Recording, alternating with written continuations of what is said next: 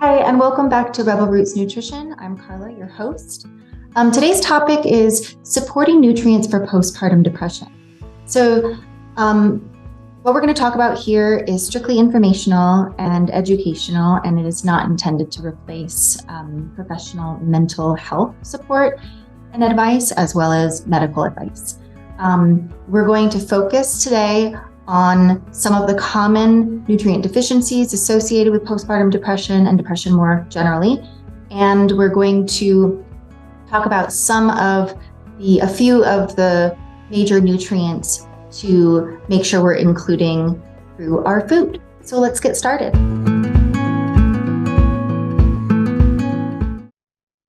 Hi there. Okay. So today's topic again is nutrients that support postpartum depression.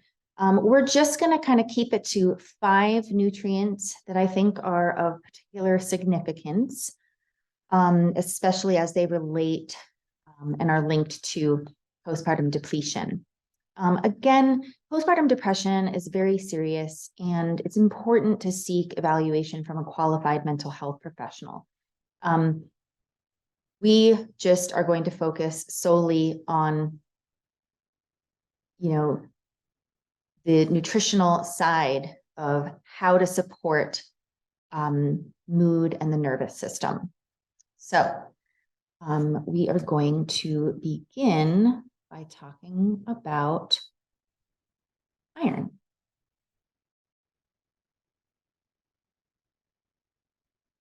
So iron is used to make hemoglobin, a protein in the red blood cell that carries oxygen to the tissues. During pregnancy, blood volume increases and iron requirement increases to supply oxygen to the baby. Postpartum, we need iron to assist in rebuilding the blood after loss from delivery. Okay, so because of this significant blood loss at birth, we lose iron, and we need to rebuild these stores. And this is why we would often feel fatigued, potentially, and this can contribute to an imbalance in our mood. So studies have concluded that iron deficiency anemia is associated with a greater risk and incidence of depression and anxiety, as well as sleep disorders. And evidence shows that supplementation is associated with a reduced risk. So there's different forms of iron. We have heme iron and non-heme iron. And heme is coming from red meat and animal products specifically. This form tends to be much more bioavailable, so we absorb more. The non-heme comes from vegetarian sources, so dried apricots, lentils, Swiss chard, blackstrap molasses, quinoa. Both of these are wonderful sources. We really should have a well-balanced diet, including both. But if our diet solely focuses on non-heme vegetarian sources, there's a couple things we can do to enhance absorption. One is to cook in cast iron, and the other is to include vitamin C rich foods with those iron rich foods. Vitamin C enhances iron absorption. Supplementation of iron, I don't typically recommend supplementation. This is something that should be tested. And so again, this would be an example of why it's important to communicate with your healthcare professional and get proper testing. Vitamin D3. Vitamin D3 is, I think, most understood is the link between vitamin D and bone health. So vitamin D3, known as cholecalciferol, is the active form of vitamin D, and it assists in calcium absorption, and it works synergistically with calcium, vitamin K2 in this way. As far as the mechanism involved in mental health, that's a little bit less clear. But what is known is that there are studies that link low level vitamin D to greater risk of postpartum depression. And low level early pregnancy vitamin D is also linked to depression during late pregnancy. So there are studies that link this, even though we're not quite as sure what the exact mechanism is. Vitamin D is really best sourced from the sun. It basically is synthesized by the interaction of the sun and the cholesterol just underneath the skin. So cholesterol is actually essential as well to the production of vitamin D, which is not just a vitamin, but also considered a hormone. So vitamin D deficiency is actually quite common, but again, it's still best to get tested for this to see if supplementation is necessary.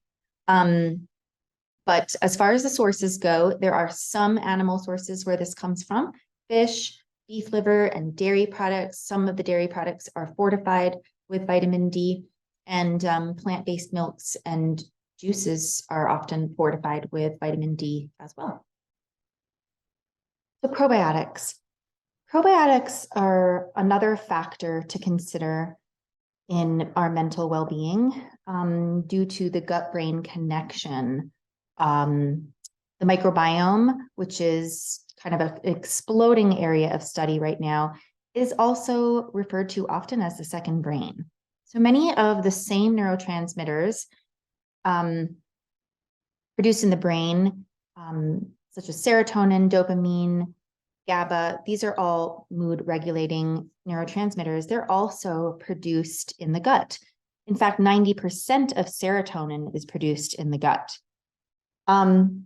This is really important because a lot of the microbiome, a lot of the bacteria, they're involved in the production of certain vitamins, short chain fatty acids, which are important to colon health, but also very important to reduced inflammation.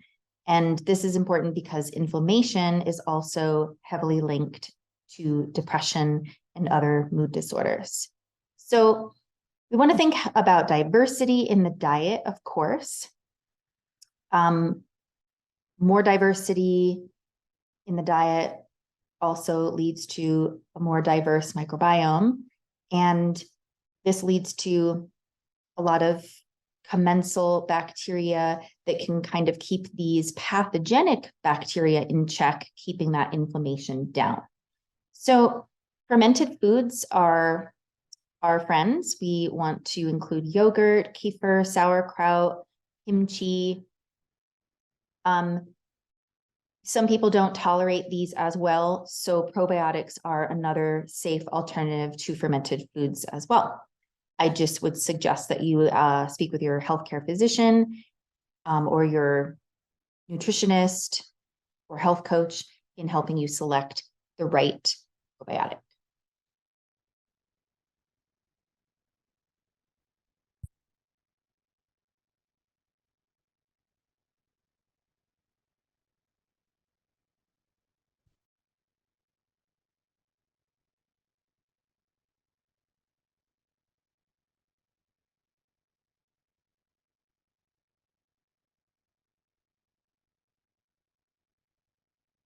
Okay, and one last thing I could say about probiotics is that there's a lot of research into probiotics and specifically a whole field dedicated to research of probiotics for mental health called psychobiotics. So anyway, just something to keep in mind. There's lots of research out there and kind of, really linking our mood to our microbiome health. Okay, omega-3 fatty acids. The omega-3 fatty acids, EPA, which is eicosapentaenoic acid, and DHA, docosahexaenoic acid, these both have strong anti-inflammatory effects. So again, really looking into this reduction of the inflammation that is linked to a lot of mood disorders. DHA is also part of our neurons and our retina structure. So it functions at a cellular level to maintain the structure of, our central nervous system. There's, these can come from vegetarian sources as well as animal sources, but there's a little bit of a difference. So the vegetarian sources contain the omega-3 alpha-linolenic acid, ALA, and this needs to be converted to EPA. So this conversion process does require the availability of specific enzymes, and whether or not these enzymes are present, at the right level is going to determine how much of this alpha-linolenic acid does get converted. So, and it's limited. So some of these vegetarian sources include flax, walnuts, soybeans, but EPA and DHA, these are readily available from fish, seafood, pastured eggs, and don't need to go through this conversion. So this is why it's believed that these are a little bit more bioavailable. Supplementation might need to be considered if we're not getting, enough EPA and DHA from these readily available sources.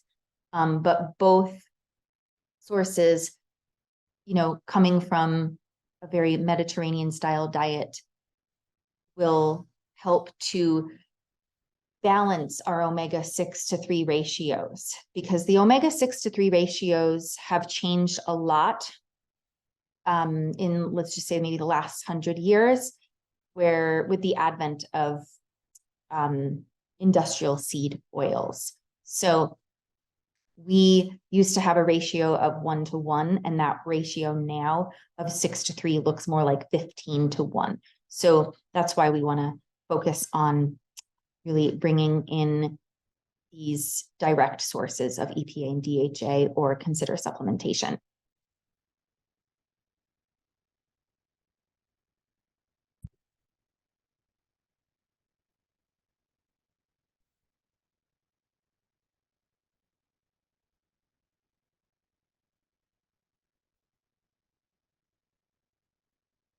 And finally, we have the B complex.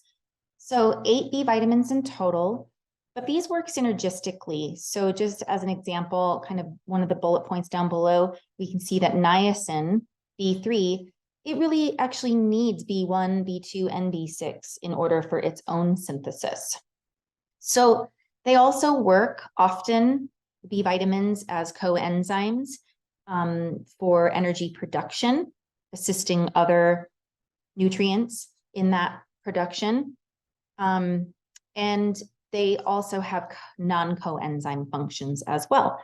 Thiamine B1 is involved in neurotransmitter signaling, as well as the synthesis of the myelin sheath. Riboflavin, also involved in neurotransmitter metabolism. So, these neurotransmitters have their action, and then they also need to be cleared out when their action is complete. And so riboflavin is involved in metabolizing some of these. Sources vary. So B12 is an example of a B vitamin that is more bioavailable from animal products, because it actually comes from bacteria, but this will be stored in animal protein. And otherwise, supplementation can come from algae. Otherwise, a well-rounded, diverse diet will include a lot of these B vitamins, your leafy greens, avocados, whole grains. So again, thinking Mediterranean style, varied diet, full of vegetables, and healthy amounts of grass-fed and pastured animal proteins.